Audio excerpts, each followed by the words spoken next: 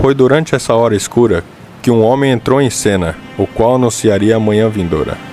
Ele surgiu das beiras do Sagrado Império Romano, no país da Inglaterra. Seu nome? John Wycliffe.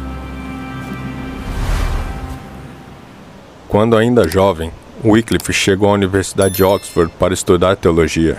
Ele rapidamente foi reconhecido como um diligente estudante e um profundo pensador. Enquanto ele esteve em Oxford, no verão de 1348, a peste negra chegou na Inglaterra. Centenas de milhares de pessoas morreram devido a essa devastadora doença. Carroças passavam todas as manhãs para recolher aqueles que haviam morrido durante a noite. Quando os cemitérios das igrejas enchiam, muitos eram jogados em grandes túmulos e enterrados rapidamente. Quase não se encontrava uma família que não houvesse perdido um ente querido com a praga. Wycliffe foi profundamente impactado pelo que viu. Enquanto contemplava os mortos e os que estavam morrendo, ele começou, juntamente com muitos da Europa, a questionar as tradições da igreja. Como professor em Oxford, ele tinha acesso às escrituras. Começou a passar mais e mais tempo lendo-as, e em suas páginas ele encontrou as respostas e a esperança para as profundas e doloridas perguntas que se passavam por sua mente. Enquanto as condições sociais da Inglaterra estavam se deteriorando, frades e monges andavam por todo o país pedindo dinheiro e comida. Apesar dos monges terem votos de pobreza, os monastérios não tinham e se tornaram muito, muito ricos. O abismo entre a igreja e as pessoas estava aumentando. Isto fez Wycliffe furioso. Tendo estudado profundamente as escrituras e os ensinamentos da igreja, ele encontrou enormes discrepâncias. Corajosamente começou a pregar e escrever contra qualquer prática não bíblica. Ele via penitências e indulgências como maneiras de manipular pessoas a doarem dinheiro. Rejeitou a ideia de que os homens deveriam confessar seus pecados a um padre e de que um homem poderia perdoar pecados. Baseado na Bíblia, ele denunciou muitas práticas religiosas da igreja estatal, incluindo o celibato, a autoridade do padre sobre Deus na missa, adoração de ídolos, peregrinações, venerações de santos e orações pelos e para os mortos. Quando a igreja disse ao monarca inglês que ele deveria pagar um imposto para a igreja, Wycliffe falou ao parlamento, argumentando eloquentemente que uma exigência como esta não estava em harmonia com a Bíblia. A influência de Wycliffe convenceu o rei a rejeitar as exigências financeiras do Papa, e isto tocou na fonte do dinheiro da igreja. Enfurecidos porque sua influência era maior do que a de Roma, a igreja provocou uma controvérsia contra ele e forçou a sair de Oxford. Ele se retirou a Letterworth, onde pastoreou esta congregação rural que está atrás de mim. A igreja achou que isto iria diminuir sua influência, mas esta mudança permitiu com que ele se tornasse o maior aliado da reforma. Wycliffe traduziu a Bíblia do latim para o inglês. Isto estava em direta oposição a Roma. A Igreja do Estado tinha uma longa história de supressão da Bíblia.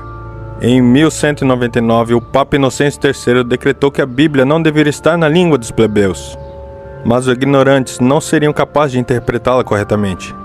O Concílio de Toulouse, em 1229, condenou qualquer pessoa que traduzisse ou possuísse uma Bíblia.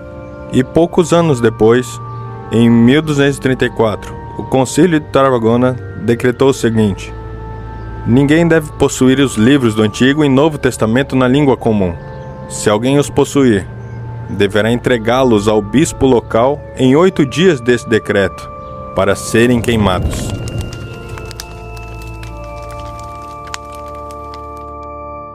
Wycliffe não apenas traduziu a Bíblia para o inglês, mas ele treinou um grupo de pastores leigos chamados de Lollardos.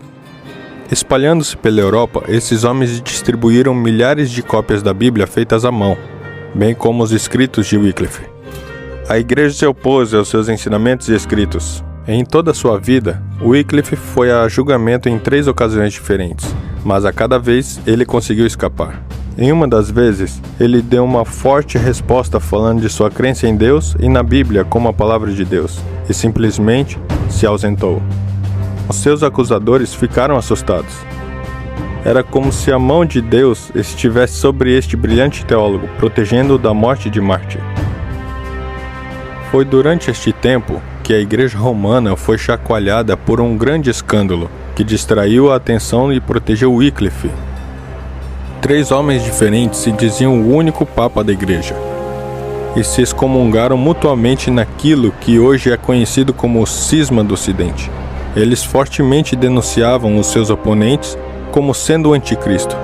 Falando do Papa de Roma e do Papa de Avignon, França, Wycliffe disse: eles são 2 metades de Anticristo, formando juntos o perfeito homem do pecado. Ele encorajou as pessoas a pararem de olhar para homens e olharem para a palavra de Deus. Disse: mesmo que existissem 100 papas e que todos os monges pedintes fossem cardinais, seriam dignos de confiança somente se concordassem com a Bíblia. O cisma do Ocidente durou quase 40 anos e foi finalmente resolvido no Concílio de Constança. Os 3 papas foram removidos e um outro papa foi eleito para ocupar seus lugares. Enquanto a igreja estava brigando, foi possível que a verdade de Deus fosse espalhada. Conforme a poeira abaixava, a igreja estatal começou a focar novamente no movimento da reforma. Eles viram que muitos da Inglaterra tinham aceitado os ensinamentos de Wycliffe. Na verdade, um delegado do Papa reclamou: você não podia encontrar 2 pessoas na rua sem que um deles não fosse um Lollardo. A rainha da Inglaterra foi convertida aos ensinamentos de Wycliffe e trabalhou para o proteger. Durante um dos seus julgamentos, ela falou ao concílio proibindo-os de aprovar uma sentença contra ele. Ela era uma princesa da Boêmia e, por sua influência, os escritos dos reformadores foram espalhados em seu país nativo. Wycliffe é chamado a estrela da manhã da Reforma. Antes do nascer do sol, ele foi como uma luz brilhante no céu escuro. A manhã estava começando e a luz estava começando a se espalhar. Conforme os Lollardos levavam as escrituras através da Europa, os conceitos da Bíblia foram abraçados pelo povo.